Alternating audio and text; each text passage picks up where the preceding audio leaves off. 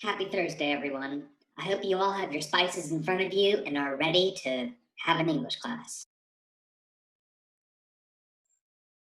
Before we begin our lesson today, I wanted to say that I have found a better way for you to answer my in-lecture questions than commenting. Each week, starting this upcoming week, I'm going to send you a Google Doc with a slot each day for questions and answers.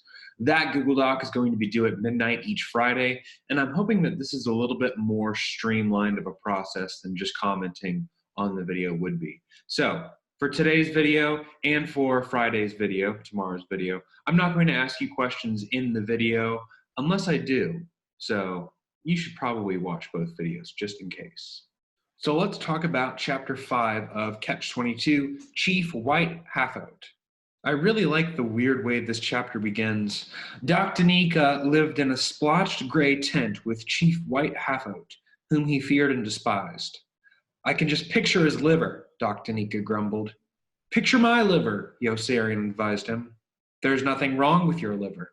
That shows how much you don't know, Yossarian bluffed, and told Dr. Nika about the troublesome pain in his liver. So it's just Yossarian lying again, trying to be weird. I'm not sure. Even though this chapter is called Chief White Half-Out, we also learn a little bit about Doc Danika's past. We learn that he used to be just a regular doctor and that life was actually going pretty badly for him a couple of years ago. It says, quote, bills piled up rapidly and he was soon faced with the loss of his most precious medical instruments. His adding machine was repossessed and then his typewriter. The goldfish died. Fortunately, just when things were blackest, the war broke out. So Dr. Nika is having a really bad time, but then the war breaks out and all the other doctors are forced to join the army. But he gives himself a medical examination and he reports that he had a leg amputated and he was, quote, helplessly bedridden with incurable rheumatoid arthritis. So he examines himself, he declares himself not fit for military duty, but then somebody else comes to check up on him and see if he really is missing a leg. And I love the hypocrisy here. He says, Yossarian, we live in an age of distrust and deteriorating spiritual values. He seems to be saying, you can't trust anybody anymore, which is funny because he's just proven himself to be a huge liar. We've got the beginning of a joke here. And I say the beginning of a joke because we're not going to find the punchline for a little while in this book. But Dr. Nika is telling a story about a newlywed couple, and by newlywed, he means they've been married for about a year, but they've been having trouble conceiving, and then he finds out that they just haven't been sleeping together right. I don't know exactly how, but he demonstrates how intercourse works with two different models. And then the couple's like, oh, that's how it works. We're going to go home and try that, and we'll get back to you. And then here's the apparent punchline that doesn't really end the joke here. A few days later, he, the husband, came back all by himself and told my nurse he had to see me right away. As soon as we were alone, he punched me in the nose and said, what are you, a wise guy? We're going to hear more about this joke later, and it will eventually sort of make sense. Chief White Half-Out is described on page 43 as, quote, a glowering, vengeful, disillusioned Indian who hated foreigners with names like Cathcart, Corn, Black, and Havermeyer, and wished they'd all go back to where their lousy ancestors had come from. That's a critique that we hear from certain politicians and certain people today. Why don't you go back to where you come from? But it's especially funny because this is a Native American, somebody who's been on this continent for longer than anybody else, saying, why don't you white people go back to where you came from because you seem to be causing the problems here. Chief White Half-Out also tells a little bit of a sad but very funny story here in that corporations had started to follow Native American tribes as they moved around the US. There's this thing where wherever a Native American tribe sets up camp, then there's oil underneath it. So it's almost like they're a divining rod. Somehow, by coincidence, wherever Native Americans set up tents, there's oil underneath them. So this eventually keeps going, and he says, everywhere you looked, there was an oil man on a ridge, waiting there like Indians getting ready to attack. It's a ridiculous story, but it's also a somewhat true and sad story that critiques a little bit of the American past. This chapter is where we find out about what Catch-22 actually is. I'm going to read a little bit of this conversation and we'll talk about it. And by we'll talk about it, I mean I'll talk about it, because I'm all alone, just recording a video to send to you.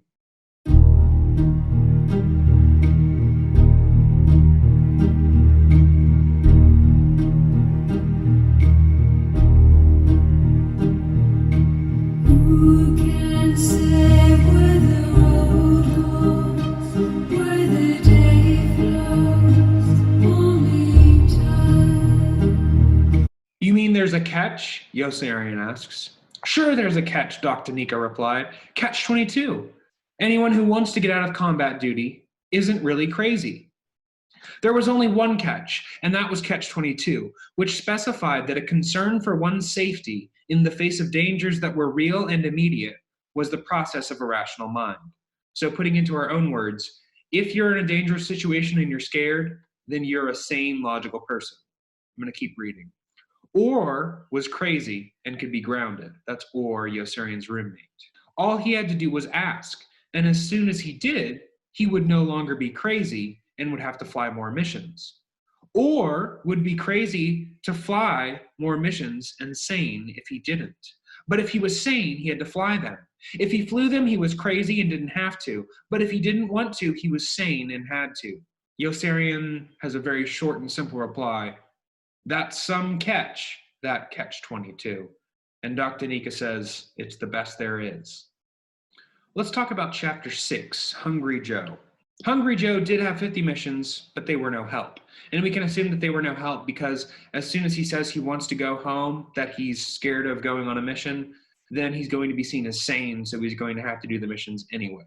So people are just trapped in an endless loop here. We find out in this chapter that Hungry Joe, the guy who screams in the middle of the night, has a roommate named Hoople or Hoopla, who's a light sleeper, but claimed he never heard Hungry Joe scream. Hoople's a really interesting character. At the bottom of page 51, it says, Hoople thrust his jaw out defiantly to let Hungry Joe know he couldn't be pushed around, and then did exactly as he had been told. Just gives us a little bit of character development about Hoople. We find out that one of Hungry Joe's favorite pastimes is taking pictures of naked women. He likes to do that. He always gets their permission, and when I say always, I don't mean always, but most of the time he does. He does a weird voice, he says. I'm going to read this. Quote, "Me big man," he would shout. "Me big photographer from Life magazine. Big picture on heat big cover. C, Hollywood star, multi-dinero, multi-divorces, multi-ficky-fick all day long," end quote. So, this is him clearly having lost his mind. He's doing a few different accents that are definitely considered racist in the modern day. He is using some Native American language, some Hispanic language, and then some Vietnamese language as well, mocking the way that these people speak English. The interesting thing about this, though, is that Hungry Joe really used to be a photographer for Life magazine. So he's sort of lying about himself, but not really. He really is a good photographer, and he really did work for Life magazine. But he's using that as a cover story. It's very weird and confusing. I like this conversation between Hungry Joe and Yossarian on page 54. "Who dreams?" Hungry Joe answered when Yossarian asked him what he dreamed about. "Joe, why don't you go see Dr. Nika?" Yossarian advised. "Why should I go see Dr. Nika? I'm not sick." "What about your nightmares?" "I don't have nightmares," Hungry Joe lied. "Maybe he can do something about them." "There's nothing wrong with nightmares," Hungry Joe answered. "Everybody has nightmares." So Hungry Joe contradicts himself like 3 times in that conversation. Love this quote on page 55. "Colonel Cathcart had courage and never hesitated to volunteer his men for any target available." So again, the higher ups, they have a lot of courage to kill the lower downs. They don't really care about their men as long as they look good themselves. We find out about a promotion that Major got, and he's going to get his own chapter in our reading for tonight. Major becomes the new squadron commander. Colonel Cathcart tells him this, but then he says, "But don't think it means anything, because it doesn't. All it means is that you're the new squadron commander." So that's like me saying to one of you, "You are now the teacher's aide, but you don't have anything to do, and it doesn't really matter. But you're the teacher's aide, so..." There's a little bit of a clarification on page 58 as to what exactly Catch-22 is. That's the catch. Catch-22, Doctanica answered patiently when Hungry Joe had flown Yossarian back to Pianosa. Says you've always got to do what your commanding officer tells you to do. And then Hungry Joe says, but 27th Air Force says I can go home with 40 missions. And Doctanica replies, but they don't say you have to go home. And regulations do say you have to obey every order. That's the catch. Even if the colonel were disobeying a 27th Air Force order by making you fly more missions, you'd still have to fly them, or you'd be guilty of disobeying an order of his. At the end of the chapter, we find out that the mission limit has been raised to 55 now. So every once in a while, the colonels will just say, all right, add more missions, and it keeps getting worse for all the men who are on the ground. The last chapter we read for today was chapter 7, McWatt. I like this descriptor early on in the chapter. McWatt was the craziest combat man of them all, probably, because he was perfectly sane and still did not mind the war. So, if anybody's not crazy, it's McWatt. He's sort of the foil for everybody else. I love the conversation between Milo Minderbinder and Yossarian here on page 61.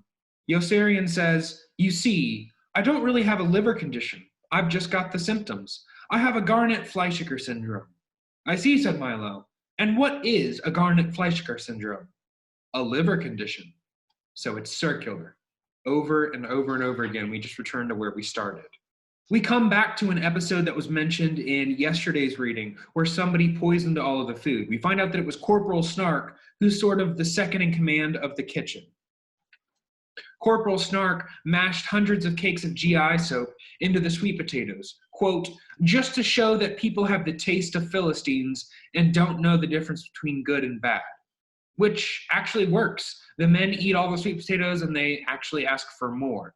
Towards the end of chapter 7, we start to learn about Milo's syndicate. This is going to be a much bigger thing later on in the book. But he's basically saying, listen, I'm setting up this thing, it's a syndicate. And then Yossarian says, what syndicate?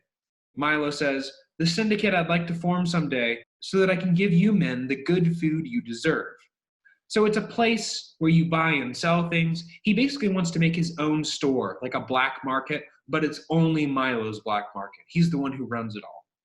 By tonight at midnight, you should read chapters 8 and 9. That's tonight, Thursday night at midnight. Read chapters 8 and 9 and take the reading quiz as well. Best of luck.